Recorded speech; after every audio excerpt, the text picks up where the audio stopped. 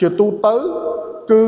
ការចុះបន្ទាត់នៃប្រធានតែងសេចក្តីបែបពន្យល់បែបនេះគឺគេមានការចុះបន្ទាត់យ៉ាងតិចបំផុតចំនួន6 ដង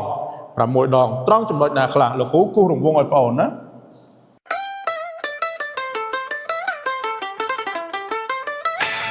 សួស្តីបងប្អូនថ្ងៃនេះយើងជួបគ្នាសារជាថ្មីម្ដងទៀតតាមការសន្យាពីលើកមុនបាទហើយលោកគ្រូនឹងលើកមុនលោកគ្រូបានលើកយកនៅអនុសាសន៍4ចំណុចទាក់ទងនឹងការសេតែងសេចក្តីហើយនៅត្រង់ចំណុចទី3គឺយើងសិក្សាទៅលើប្លង់តែងសេចក្តីឬហៅថាគម្រោងតែងអញ្ចឹងបងប្អូនមួយចំនួនហ្នឹងគឺនៅតែសពេចសពិលមិនទាន់ច្បាស់នៅគម្រោងតែងសេចក្តីទេដូច្នេះបើអូនស្ទាត់នៅក្នុងការទៅសេតែងសេចក្តីគឺទៅចោះទៅតាមប្លង់ច្បាស់លាស់ហ្នឹងគឺអូនអាចទទួលបានបន្ទុកទៅតាមនឹងដែរណាបាទអញ្ចឹងអូនមើលទាំងអស់គ្នាអញ្ចឹងលោកគ្រូដាក់ថា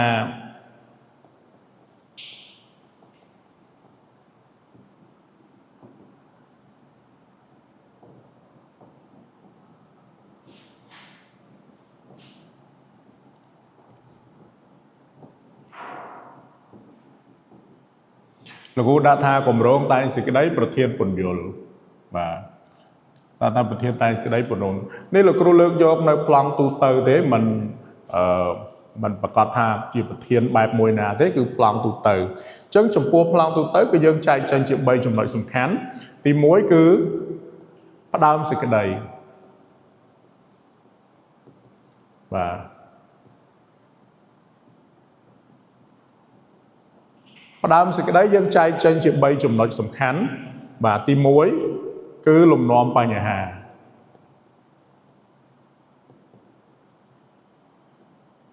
ទី1គឺលំនាំបញ្ហាចំណុចនេះគឺយើងត្រូវនិយាយយ៉ាងណាឲ្យស៊ីទៅនឹងប្រធាននិយាយឲ្យតាក់ទងនឹងប្រធាន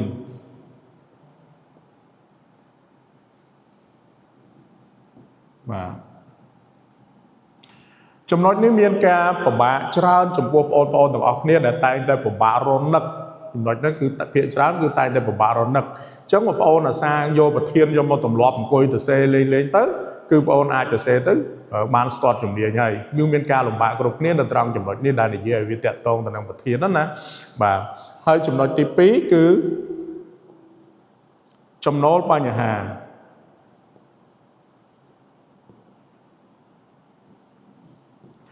ចំណូលបញ្ហាគឺយើងលើកប្រធានមកបង្ហាញបាទលើកប្រធានមកបង្ហាញបាទលើកប្រធានមកបង្ហាញបាទអាស្រ័យដូចនេះហើយទើបមានទស្សនៈឬមតិមួយលើកឡើងថាទាញប្រធាននឹងចូលមកតែម្ដងបាទហើយចំណុចទី3គឺចំណោទបញ្ហា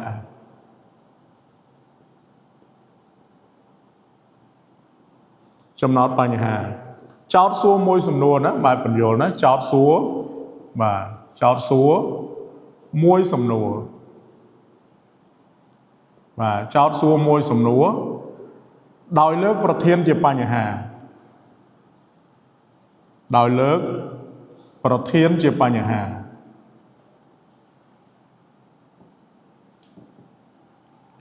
បាទយើងអត់លើកពីណាឆ្ងាយទេគឺយើងសួរតាក់ទងនឹងប្រធាននឹងតែម្ដងបើសិនណាជាសុភាសិតយើងសួរថាតើសុភាសិតខាងលើមានអត្ថន័យខ្លឹមសារយ៉ាងណាសួរអញ្ចឹងលើកប្រធានជាបញ្ហាអត់សួរក្រៅពីហ្នឹងទេណាបាទហើយចំណុចទី2គឺតួសេចក្តីបាទតួសេចក្តីគឺយើងចែកចេញជា5ចំណុចសំខាន់ចំណុចទី1គឺឃ្លាភ្ជាប់សេចក្តីបាទឃ្លាភ្ជាប់សេចក្តីឃ្លាភ្ជាប់សេចក្តីគឺបាទមួយបន្ទាត់យើងត្រូវចងចាំជានិច្ចតែម្ដងទៅដើម្បីជាប្រទីបបំភ្លឺដល់ការបកស្រាយប្រធានខាងលើបានក្បោះក្បាយនឹងស៊ីជម្រៅយើងក៏បីឆ្វេងយល់អត្ថន័យនៃពាក្យកន្លឹះជាមុនសិនបាទអញ្ចឹងយើងចងចាំវាទុកទៅបាទមកបន្ទាត់ហ្នឹងគឺយើងចាប់ផ្ដើមមកទៅសេយកតែម្ដងបាទចំណុចទី2គឺពន្យល់ពាក្យកន្លឹះពន្យល់ពាក្យកន្លឹះពាក្យកន្លឹះមានន័យថាពាក្យដែលមានសារៈសំខាន់នៅក្នុងប្រធានហ្នឹង មានសារៈសំខាន់ដែលយើងសម្រាប់យកទៅសរសេរនៅក្នុងផ្នែកតួសេចក្តីយើងមិនមែនឃើញពាក្យចេះតែបញ្យល់ទេមកឲ្យតែពាក្យណានេះមិនចេះតែបញ្យល់អត់ទេយើងបញ្យល់តែពាក្យគន្លឹះពាក្យដែលមានសារៈសំខាន់នៅផ្នែកតួដែលយកទៅបកស្រាយនៅផ្នែកតួសេចក្តីប៉ុណ្ណោះបាទយល់ពាក្យគន្លឹះរួចទី3ពន្យល់នៃប្រធានពន្យល់នៃប្រធានជាចំណុចមួយដែលយើងបូកសរុបពាក្យកលឹះព្រោះយើងបានបកស្រាយទៅលើពាក្យកលឹះហើយពាក្យកលឹះមានន័យថាម៉េចយើងយកពាក្យកលឹះហ្នឹងយកមកផ្គុំបញ្ចូលគ្នាកាត់ចោលខ្លះឬក៏បន្ថែមសំនួនពាក្យអីខ្លះដើម្បីមកគ្រប់នៃសេចក្តីហ្នឹងឲ្យបានល្អបាទនេះគឺចំណុចទី4ទី3បាទទី4គឺយើងបកស្រាយប្រធាន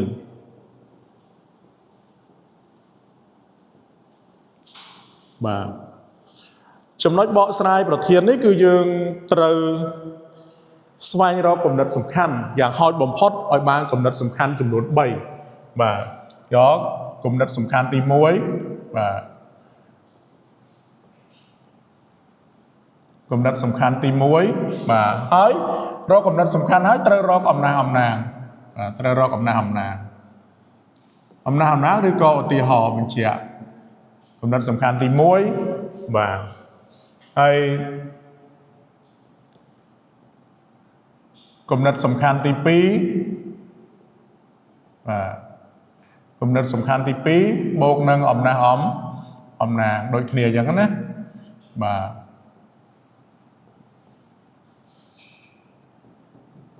គំនិតសំខាន់ទី3យ៉ាងហោចអូនត្រូវរកគំនិតសំខាន់ឲ្យបាន3បាទគំនិតសំខាន់ទី3បូកជាមួយនឹងអំណះអំណាងគឺជាឧទាហរណ៍ដែលយើងលើកពីក្នុងសង្គមវត្តសាស្ត្រឬក៏អក្សរសិល្ប៍បាទយើងបកស្រាយទៅលើយើងស្វែងរកគំនិតសំខាន់នីមួយហើយទៅយើងបាទចំណុចទី5គឺបាទសរុបការបកស្រាយបាទសរុបការបកស្រាយត្រង់ចំណុចនេះអូនទៅសេអីអូនបកស្រាយអីលើកំណះអំណាងអីគឺយើងសរុបចំណុចនេះត្រង់ចំណុចនេះសរុបអ្វីដែលយើងបានបកស្រាយរួចមកហើយនៅផ្នែកតួសេចក្តីបាទអញ្ចឹង5ចំណុចនេះអស់ហើយយើងចូលទៅដល់ចំណុចទី3គឺបញ្ចប់សេចក្តីបាទបញ្ចប់សេចក្តីគឺមាន2ចំណុចទី1យើងហៅថាវាយតម្លៃប្រធានបាទវាយតម្លៃចំណុចវាយតម្លៃប្រធានសំដៅទៅលើថាតើប្រធាននឹងត្រឹមត្រូវឬទេបាទធម្មតាប្រធានបញ្យលគឺជាប្រភេទប្រធានដែលត្រឹមត្រូវហើយត្រឹមត្រូវបានផ្ដល់នៅតម្លៃអប់រំអ្វីខ្លះដល់យើងបាទបានផ្ដល់នៅតម្លៃអប់រំអ្វីខ្លះបានទុកជាបទពិសោធន៍បាទបានទុកជាបទពិសោធន៍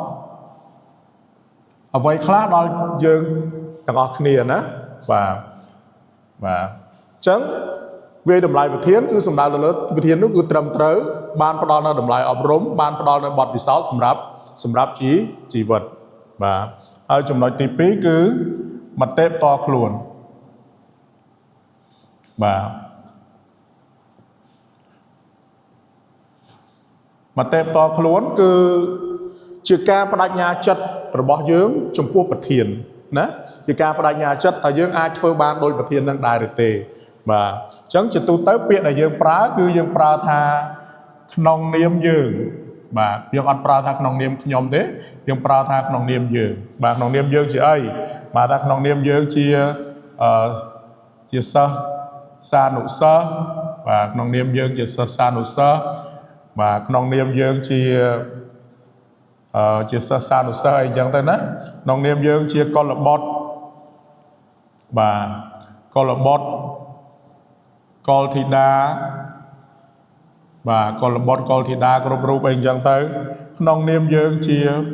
ពុទ្ធសាសនិកបាទស្អីក៏បានដែរណាបាទពុទ្ធសាសនិកចឹងទៅបាទក្នុងនាមយើងជាពលរដ្ឋល្អក្នុងនាមយើងជាពលរដ្ឋ bà ấy chân màu này bàនេះគឺជារចនាបថនៃប្រធានតែងសេចក្តីបែបពន្យល់ហើយចំពោះការសរសេរគឺមានរបៀបនៃការចុះបន្ទាត់ជាទូទៅបងអូនចុះពាក្យវាលពាក្យកាលអត់ដឹងណាអត់ដឹងថាគេចុះបន្ទាត់ត្រង់ចំណុចណាខ្លះទេហើយបងអូនខ្លះហ្នឹងក៏គាត់បានចេះដឹងហើយបងអូនមួយចំនួនហ្នឹងនៅអត់ទាន់ច្បាស់ចំពោះការចុះបន្ទាត់ទេអញ្ចឹងជាទូទៅគឺការចុះបន្ទាត់នៃប្រធានតែងសេចក្តីបែបពន្យល់បែបនេះគឺគេមានការចុះបន្ទាត់យ៉ាងតិចបំផុតចំនួន6ដងត្រង់ចំណុចណាខ្លះលោកគ្រូគូសរង្វង់ឲ្យបងអូនណាចំណុចទី1គឺត្រង់លំនាំបញ្ហាបាទលំនាំបញ្ហានេះចុះបន្ទាត់ម្ដងចំណុចទី2គឺចំណោទបញ្ហាមានន័យថានៅក្នុងផ្ដើមសេចក្តី3ចំណុចហ្នឹងគឺមានចុះបន្ទាត់2ដងទី3គឺ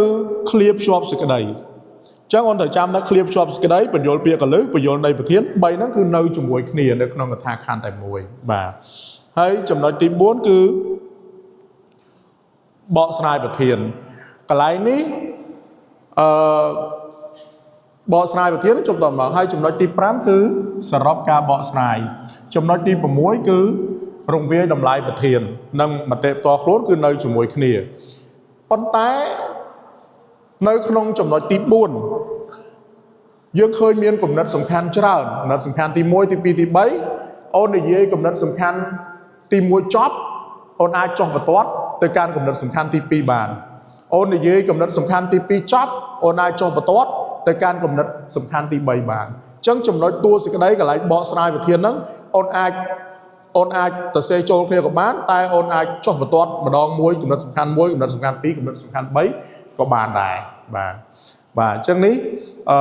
គឺជាគម្រោងតែងសម្រាប់តែងសេចក្តីប្រធានបែបពន្យល់បើលោកគ្រូសង្ឃឹមថាបងប្អូនបន្ទាប់ពីទស្សនានៅវីដេអូនេះហើយអូនអាចយកលំនាំនៃការអធិប្បាយរបស់លោកគ្រូខ្លះនេះយកទៅអនុវត្តនៅក្នុងសំណេរតែងសេចក្តីរបស់បងលោកគ្រូសង្ឃឹមថាបងនឹងទទួលបាននូវលទ្ធផលល្អជាក់ជាមិនខានបាទសូមអរគុណសូមជម្រាបលា